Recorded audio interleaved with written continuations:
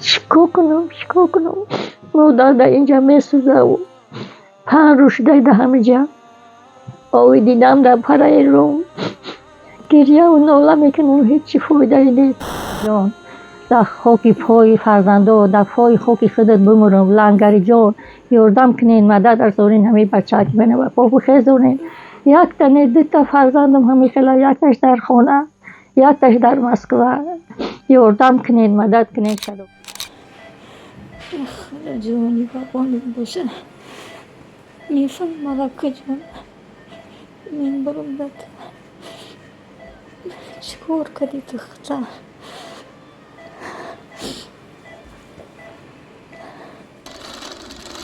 السلام علیکم برادرای عزیز چخیلین برادر و سوزاکین خوباکین سلامتی همه خوب تنج خداوند سوز باشین تنج باشین بچه های اوچه برادرو خوهرو اپو خویش از هر یک تای شما میکنم التماسون میکنم که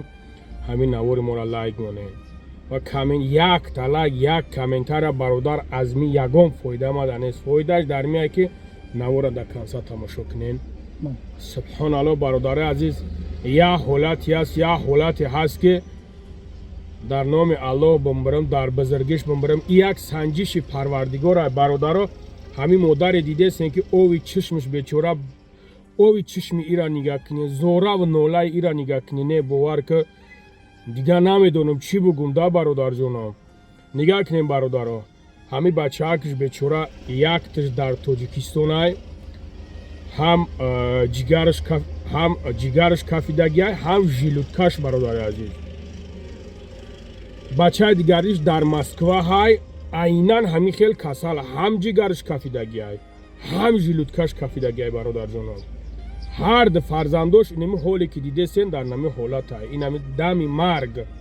دمی مرگ برادر عزیز التماسون میکنم همین مادر یک کم ترک باور کنین رحم شبه خرنده سبحان الله من نمیدونم چی بگم برادرایی که میشناسینش خیلی همسایش خیش تبارش و همچنان برادرای دیگه کنشنه که مومن برادری مومن است این برای ما یک مادر از جان جگر است خواهش میکنم همه را به نظر بگیرین حداقل چنخری که زورتون میرسه برادر جانو دستگیریش که زورتون نرسه برادرای عزیز هیچ باکی نداره پروستا نوارا لایک مونین کامنتار مونین یک برادر دا پاهنش کنین انشالله باور خدا بهترین ثواب میگیری برادر عزیز اکای شرالی گبزار السلام علیکم برادرای عزیز انشالله که همه کسا خوبه خیلی باباش گفتک مقصد برادرای عزیز مادر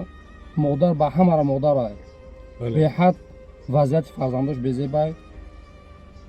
به خاطر الله به خاطر روز قیامت به خاطر فرزنداتون برادرای عزیز 1 روبل 10 روبل خیر خودتون بگذارید انشالله که بهترین میشه کداموید که برادرای عزیز زورت نمیرسد در حق هم برادرها دعاگو باشه انشالله همین خشم کفایه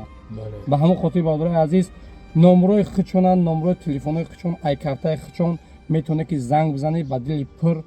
1 روبل 10 روبل خیر خودتون بگذارید انشالله که بهترین میشه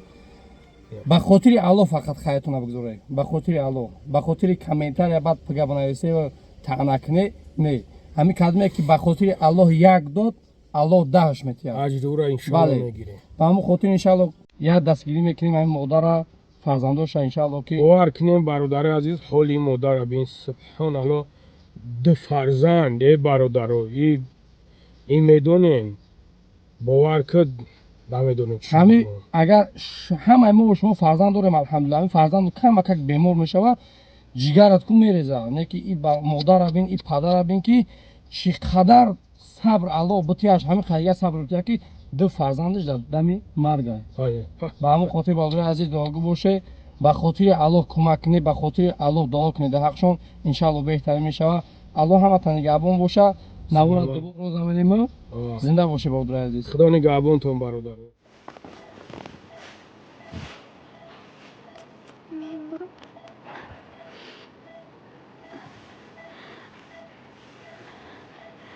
خیلی جوانی بابانی باشه میفهم ملکه جان من برم بد چیکار کردی تو خدا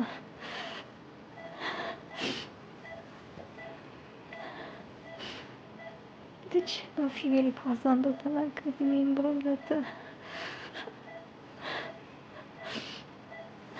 سری سخت کنم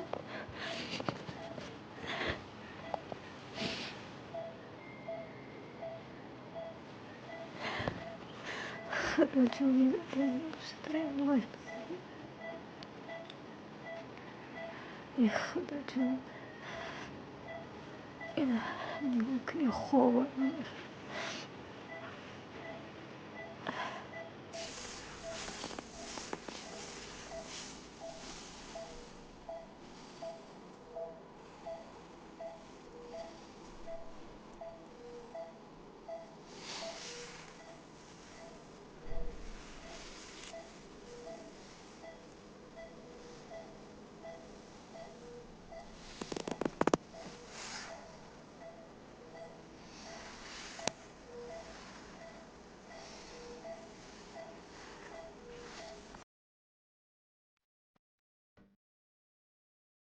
جانوی عزیز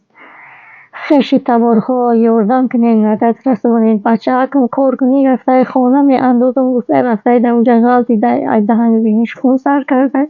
در بلیسه این وسکفه خواه خودم در تاجیکستان در ناحیه گلگت زندگی میکنم یاردم کنین مدد رسونین بچه جانو بچه هکم بپا بخیزم دو بچه هکم هم خیلی کسل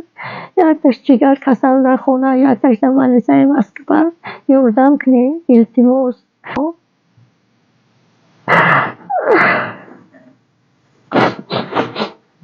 چیکار کنم یاردم بکنین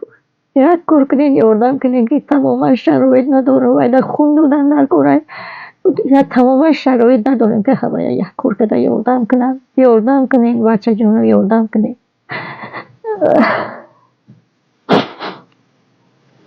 چیکار کنم مادر در اینجا میسوزه و پن روش دیده همه جا آوی دیدم در پره روم گریه و ناله میکنم هیچی فایده نیست مدد رسانین یاردم کنین بچه جونو